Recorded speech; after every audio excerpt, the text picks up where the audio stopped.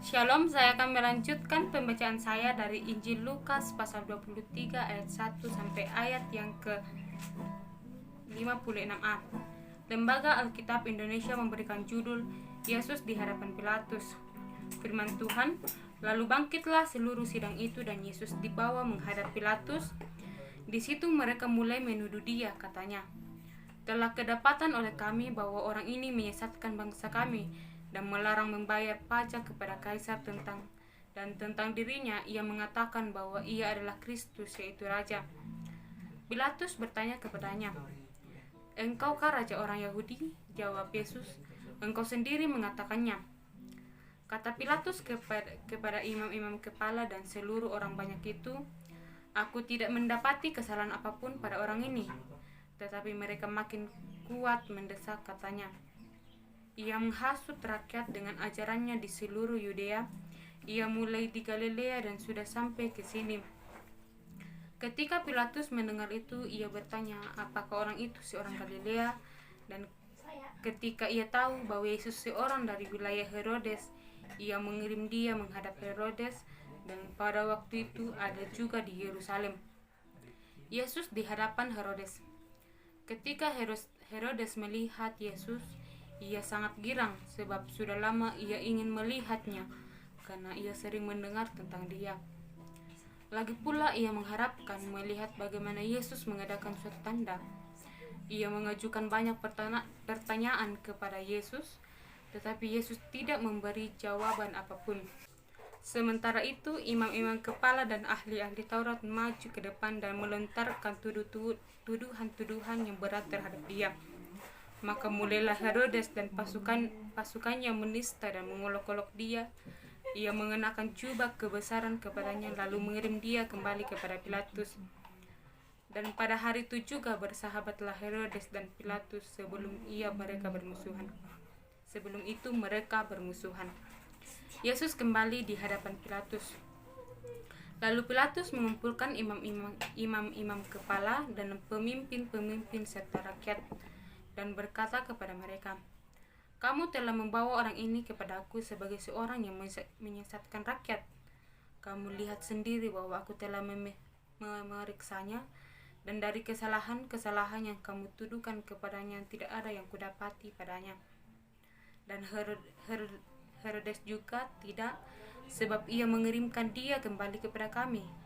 Sesungguhnya tidak ada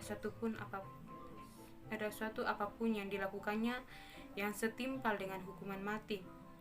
Jadi aku akan mengajar dia lalu melepaskannya, sebab ia wajib melepaskan seorang bagi mereka pada hari raya itu." Tetapi mereka berteriak bersama-sama, "Hanyalah dia, lepaskanlah Barabas bagi kami." Barabas ini dimasukkan ke dalam penjara berhubung dengan suatu pemberontakan yang telah terjadi di dalam kota karena pembunuhan. Sekali lagi Pilatus berbicara dengan suara keras kepada mereka karena ia ingin melepaskan Yesus. Tetapi mereka berteriak membalasnya, katanya, salibkanlah dia, kata Pilatus untuk 3 kalinya kepada mereka. Kejahatan apakah yang sebenarnya telah dilakukan orang ini? Tidak ada suatu kesalahan pun yang kudapati padanya yang setimpal dengan hukuman mati. Jadi aku akan menghajar dia dan melepaskannya." Tetapi dengan berteriak mereka mendesak dan menuntut supaya ia disalibkan. Dan akhirnya mereka menang dengan teriak mereka. Lalu Pilatus memutuskan supaya tuntunan mereka dikabulkan, dan ia melepaskan orang yang dimasukkan ke dalam penjara karena pemberontakan dan pembunuhan itu sesuai dengan tuntutan mereka. Tetapi Yesus diserahkan kepada mereka untuk diperlakukan semau-maunya. Yesus dibawa untuk disalibkan. Ketika mereka membawa Yesus, mereka menahan seorang yang bernama Simon dari Kirene yang baru datang dari luar kota, lalu diletakkan salib itu di atas bahunya supaya dipikulnya sambil mengikuti Yesus. Sejumlah besar orang mengikuti dia, di antaranya banyak perempuan yang menangisi dan meratapi dia. Yesus berpaling kepada mereka dan berkata, "Hai putri-putri Yerusalem, janganlah kamu menangisi aku, melainkan tangisilah dirimu sendiri dan anak-anakmu. Sebab lihat, Akan tiba masanya orang berkata, berbahagialah perempuan mandul dan yang rahimnya tidak pernah melahirkan dan susunya tidak pernah menyusui. Maka orang akan mulai berkata kepada gunung-gunung, runtuhlah menimpa kami, dan kepada bukti-bukti timbunilah kami. Sebab jikalau orang berbuat demikian dengan kayu hidup, apakah yang terjadi dengan kayu kering? Dan ada juga dikirim 2 orang lain, yaitu 2 penjahat, untuk dihukum mati bersama-sama dengan dia. Yesus disalibkan. Ketika mereka sampai di tempat yang bernama Tengkorak, mereka menyalibkan Yesus di situ dan juga kedua orang penjahat itu, yang seorang di sebelah kanannya dan yang lain di sebelah kirinya. Yesus berkata, "Ya Bapa, ampunilah mereka, sebab mereka tidak tahu apa yang mereka perbuat." Dan mereka membuang undi untuk membagi pakaiannya. Orang banyak berdiri di situ dan melihat semuanya. Pemimpin-pemimpin mengejek dia, katanya, "Orang lain ia selamatkan, biarlah sekarang ia menyelamatkan dirinya sendiri. Jika ia adalah Mesias, orang yang dipilih Allah, juga prajurit-prajurit mengolok-olokkan dia."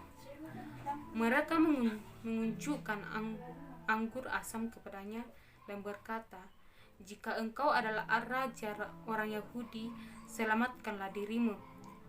Ada juga tulisan di atas kepalanya, "Inilah raja orang Yahudi." Seorang dari penjahat yang digantung itu menghujat dia, katanya, "Bukankah engkau adalah Kristus? Selamatkanlah dirimu dan kami." Tetapi yang seorang menegur dia, katanya, "Tidakkah engkau takut juga tidak kepada Allah, sedang engkau menerima hukuman yang sama? Kita memang selayaknya dihukum, sebab kita menerima balasan yang setimpal dengan perbuatan kita, tetapi orang ini tidak berbuat sesuatu yang salah." Lalu ia berkata, "Yesus, ingatlah akan aku apabila engkau datang sebagai raja." Kata Yesus kepadanya, "Aku berkata kepadamu, sesungguhnya hari ini juga engkau akan ada bersama-sama dengan aku di dalam Firdaus." Yesus mati. Ketika hari itu sudah kira-kira jam 12, lalu kegelapan meliputi seluruh daerah sampai jam 3, sebab matahari tidak bersinar, dan tabit bait suci terbelah 2. Lalu Yesus berseru dengan suara nyaring, "Ya Bapa, ke dalam tanganmu kuserahkan nyawaku." Dan sesudah berkata demikian, ia menyerahkan nyawanya. Ketika kepala pasukan melihat apa yang terjadi, ia memuliakan Allah, katanya, "Sungguh orang ini adalah orang benar." Dan sesudah seluruh orang banyak yang datang berkerumun di situ untuk tontonan itu melihat apa yang terjadi itu, pulanglah mereka sambil memukul-mukul diri. Semua orang yang mengenal Yesus dari dekat, termasuk perempuan-perempuan yang mengikuti dia dari Galilea, berdiri jauh-jauh dan melihat semuanya itu. Yesus dikuburkan. Ada seorang yang bernama Yusuf, ia anggota majelis dan seorang yang baik lagi benar. Ia tidak setuju dengan putusan dan tindakan majelis itu. Ia berasal dari Arimatea, sebuah kota Yahudi, dan ia menanti-nanti kerajaan Allah. Ia pergi menghadap Pilatus dan meminta mayat Yesus, dan sesudah ia menurunkan mayat itu, ia menggapaninya dengan kain linen, lalu membaringkannya di dalam kubur yang digali di dalam bukit batu, di mana belum pernah dibaringkan mayat. Hari itu adalah hari persiapan dan Sabat hampir mulai. Dan perempuan-perempuan yang datang bersama-sama dengan Yesus dari Galilea ikut serta, dan mereka melihat kubur itu dan bagaimana mayatnya dibaringkan. Dan setelah pulang, mereka menyediakan rempah-rempah dan minyak mur. Lukas pasal 24 ayat 1 sampai ayat yang ke-53. Lembaga Alkitab Indonesia memberikan judul Kebangkitan Yesus. Pada hari Sabat mereka beristirahat menurut hukum Taurat, tetapi pagi-pagi benar pada hari pertama minggu itu mereka pergi ke kubur membawa rempah-rempah yang telah disediakan mereka. Mereka mendapati batu sudah terguling dari kubur itu, dan setelah mereka masuk, mereka tidak menemukan mayat Tuhan Yesus. Sementara mereka berdiri termangu-mangu karena hal itu, tiba-tiba ada 2 orang berdiri dekat mereka memakai pakaian berkilau-kilauan. Mereka sangat ketakutan dan menundukkan kepala, tetapi kedua orang itu berkata kepada mereka, "Mengapa kamu mencari Dia yang hidup di antara orang mati? Ia tidak ada di sini, Ia telah bangkit. Ingatlah apa yang dikatakannya kepada kamu ketika Ia masih di Galilea, yaitu bahwa Anak Manusia harus diserahkan ke tangan orang-orang berdosa dan disalibkan dan akan bangkit pada hari yang ketiga." Maka teringatlah mereka akan perkataan Yesus itu, dan setelah mereka kembali dari kubur, mereka menceritakan semuanya itu kepada ke-11 murid dan kepada semua saudara yang lain. Perempuan-perempuan itu ialah Maria dari Magdala dan Yohana dan Maria ibu Yakobus dan perempuan-perempuan lain juga yang bersama-sama dengan mereka memberitahukannya kepada rasul-rasul. Tetapi bagi mereka perkataan-perkataan itu seakan-akan omong kosong, dan mereka tidak percaya kepada perempuan-perempuan itu. Sungguh pun demikian, Petrus bangun lalu cepat pergi ke kubur itu. Ketika ia menjenguk ke dalam, ia melihat hanya kain kapan saja. Lalu ia pergi dan ia bertanya dalam hatinya apa yang kiranya telah terjadi. Yesus menampakkan diri dari jalan ke Emmaus.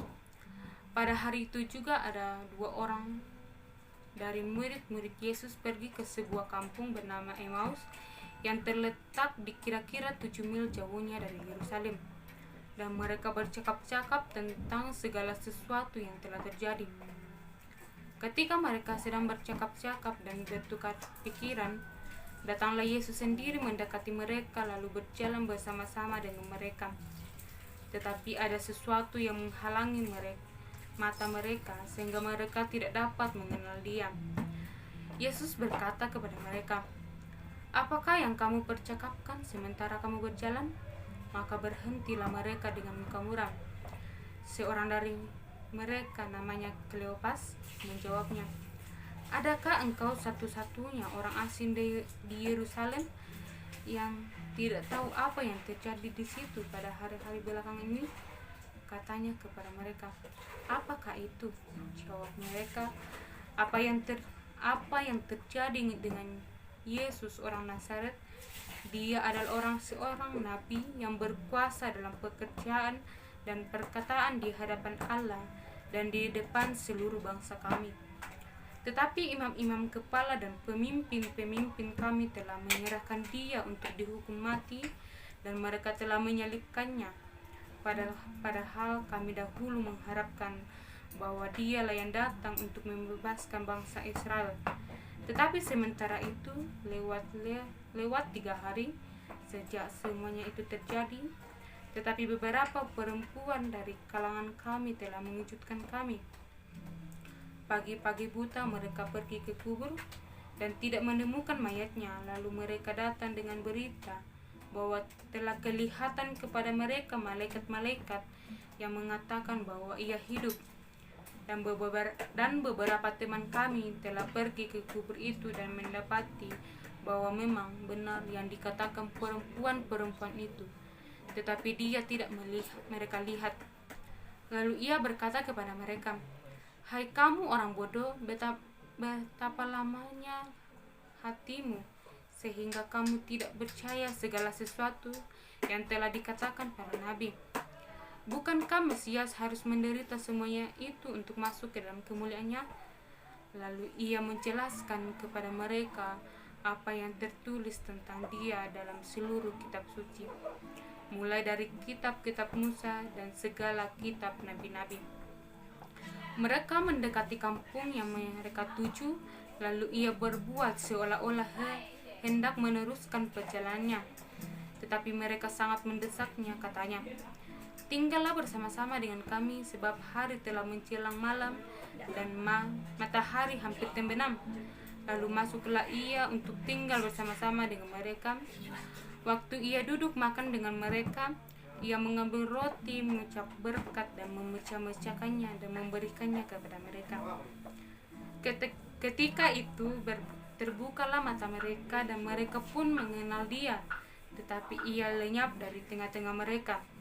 Kata mereka seorang kepada yang lain, "Bukankah hati kita berkobar-kobar ketika Ia berbicara dengan kita di tengah jalan dan ketika Ia menerangkan kitab suci kepada kita?"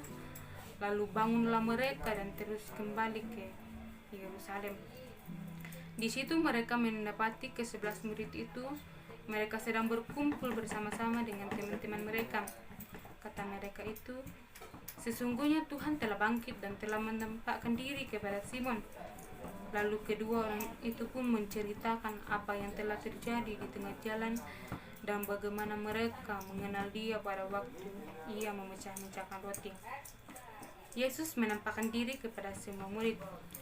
Dan sementara mereka bercakap-cakap tentang hal-hal itu, Yesus tiba-tiba berdiri di tengah-tengah mereka dan berkata kepada mereka, "Damai sejahtera bagi kamu." Mereka terkejut dan takut dan menyangka bahwa mereka melihat hantu. Akan tetapi Ia berkata kepada mereka, "Mengapa kamu terkejut dan apa sebabnya timbul keraguan-raguan di dalam hati kamu? Lihatlah tanganku dan kakiku, aku sendirilah ini. Rabalah aku dan lihatlah, karena hantu tidak ada daging dan tulangnya, seperti yang kamu lihat ada pada aku." Sambil berkata demikian, Ia memperlihatkan tangan dan kakinya kepada mereka. Dan ketika mereka belum percaya karena girangnya dan masih heran, berkatalah Ia kepada mereka, "Adakah padamu makanan di sini?" Lalu mereka memberikan kepadanya sepotong ikan goreng. Ia mengambilnya dan memakannya di depan mata mereka. Ia berkata kepada mereka, "Inilah perkataanku yang telah kukatakan kepada kamu ketika aku masih bersama-sama dengan kamu, yakni bahwa harus digenapi semua yang ada tertulis tentang aku dalam kitab Taurat Musa dan kitab Nabi-Nabi dan kitab Mazmur." Lalu Ia membuka pikiran mereka sehingga mereka mengerti kitab suci. Katanya kepada mereka, "Ada tertulis demikian, Mesias harus menderita dan bangkit dari antara orang mati pada hari yang ketiga. Dan lagi, dalam namanya berita tentang pertobatan dan pengampunan dosa harus disampaikan kepada segala bangsa mulai dari Yerusalem. Kamu adalah saksi dari semuanya ini, dan aku akan mengirim kepadamu apa yang dijanjikan Bapakku, tetapi kamu harus tinggal di dalam kota ini sampai kamu diperlengkapi dengan kekuasaan dari tempat tinggi." Kenaikan Yesus. Lalu Yesus membawa mereka keluar kota sampai dekat Betania. Di situ Ia mengangkat tangannya dan memberkati mereka. Dan ketika Ia sedang memberkati mereka, Ia berpisah dari mereka dan terangkat ke surga. Mereka sujud menyembah kepadanya. Lalu mereka pulang ke Yerusalem dengan sangat bersukacita. Mereka senantiasa berada di dalam bait Allah dan memuliakan bait Allah. Amin firman Tuhan.